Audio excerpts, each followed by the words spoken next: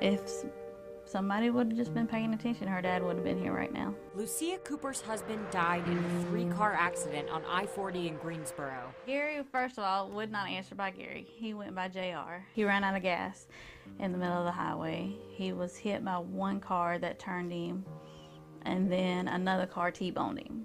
And his truck was actually broken in half. It turns out JR's gas gauge was broken, but Cooper and her attorney say that wasn't the cause of this deadly accident. You have a motorist who is stranded and in trouble, and he didn't get a fair chance from the other motorists on the road.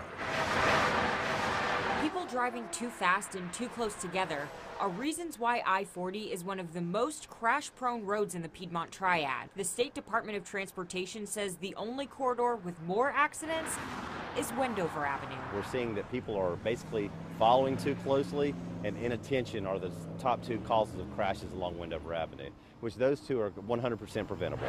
In the last 3 years, transportation officials say there have been more than 1,900 wrecks on Wendover alone. That's about 2 accidents a day.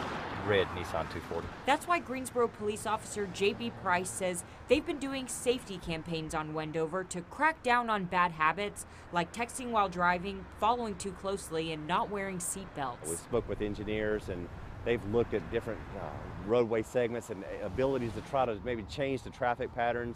However, what they've been able to determine is inattention has nothing to do with the design of the roadway. However, design of the roadway is a problem in Forsyth County.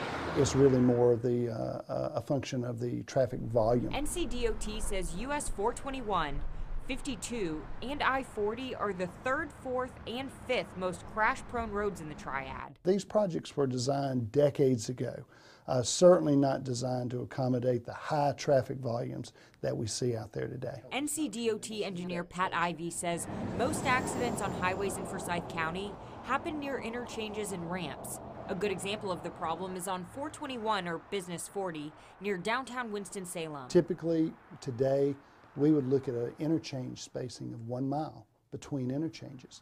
This is a 1 mile section of Business 40 that has 5 interchanges in there.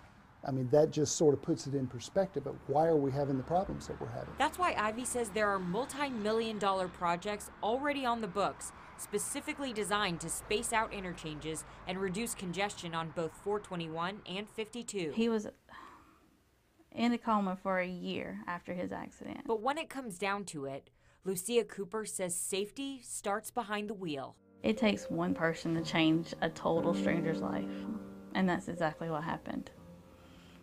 In one instance, my husband was here, and another, he was gone.